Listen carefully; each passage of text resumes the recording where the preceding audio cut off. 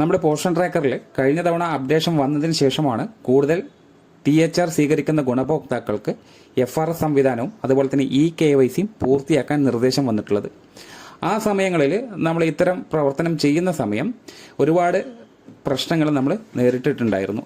അതിൽ പ്രധാനമായും ഗുണഭോക്താക്കളുടെ ഫോട്ടോ എടുക്കുന്ന സമയം പുറകിലോട്ട് പോകുന്ന ഒരു സാഹചര്യം, അതുപോലെ തന്നെ അവരുടെ KYC കംപ്ലീറ്റ് ചെയ്യുന്ന സമയത്തുണ്ടാവുന്ന ആധാർ സൈറ്റിലെ സെർവർ ഇഷ്യൂസും നമ്മൾക്ക് എല്ലാ ഗുണഭോക്താക്കളുടെയും THR സ്വീകരിക്കുന്ന ഗുണഭോക്താക്കളുടെ ഫേസ് ഓതന്റിക്കേഷനും അതുപോലെ തന്നെ KYCയും പൂർത്തിയാക്കാൻ പറ്റാത്ത സാഹചര്യം കഴിഞ്ഞ മാസങ്ങളിൽ ഉണ്ടായിരുന്നു.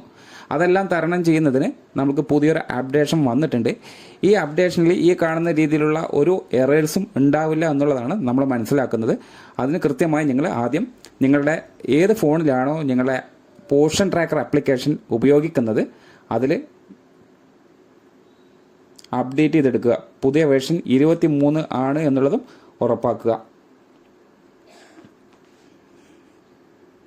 അതിന് നിങ്ങളുടെ ഫോണിനകത്തുള്ള പ്ലേ സ്റ്റോറിൽ ക്ലിക്ക് ചെയ്യുക.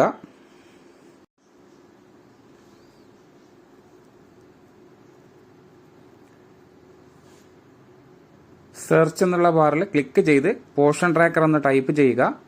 ആ സമയം നിങ്ങൾക്ക് ഇത്തരത്തിലൊരു മെസ്സേജ് കാണാൻ സാധിക്കും. ഇവിടെ ശ്രദ്ധിക്കുക, ഈ രീതിയിലുള്ള മാറ്റമാണ് നമ്മൾ ഈ പുതിയ അപ്ഡേഷനിൽ വന്നിട്ടുള്ളത്. അത് മനസ്സിലാക്കി ഈ അപ്ഡേറ്റ് എന്ന് കാണുന്ന ഭാഗം ക്ലിക്ക് ചെയ്യുക.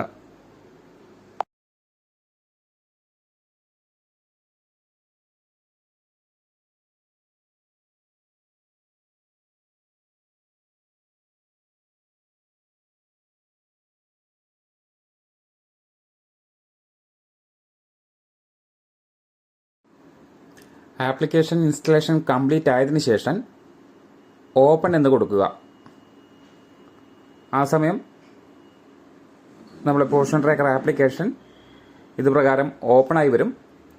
ഇത്തരത്തിൽ ഓൾറെഡി ലോഗിൻ ചെയ്ത് വെച്ചവരാണെങ്കിൽ അതൊന്ന് ലോഗ് ഔട്ട് ചെയ്ത് ലോഗിൻ ചെയ്യുക.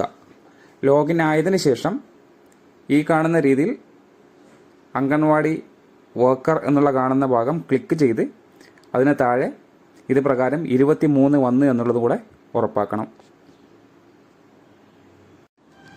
പ്രധാനമായും 2 മാറ്റങ്ങളാണ് നമുക്ക് ഈ അപ്ഡേഷനിൽ കാണാൻ കഴിഞ്ഞിട്ടുള്ളത്.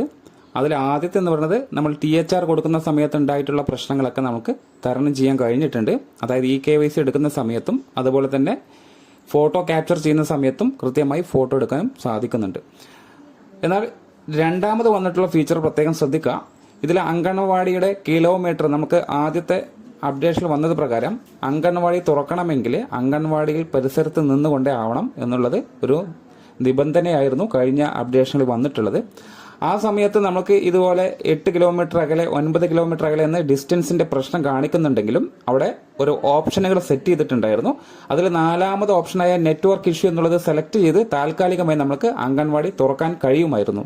എന്നാൽ പുതിയ അപ്ഡേഷൻ വന്നതിന് ശേഷം അങ്ങനെ ഒരു 4ാമതൊരു ഓപ്ഷൻ നിലവിൽ നിന്ന് എടുത്തു മാറ്റിയിട്ടുണ്ട് എന്നുള്ളത് കൂടെ നിങ്ങൾ ശ്രദ്ധിക്കുക. ഇത്തരത്തിൽ നിങ്ങൾക്കും നിങ്ങളുടെ ആപ്ലിക്കേഷനകത്ത് ഇതുപോലെ ഒരു ഓപ്ഷൻ കാണുന്നുണ്ടോ ഇല്ലയോ എന്നുള്ളത് നിങ്ങളൊന്ന് അറിയിക്കുക.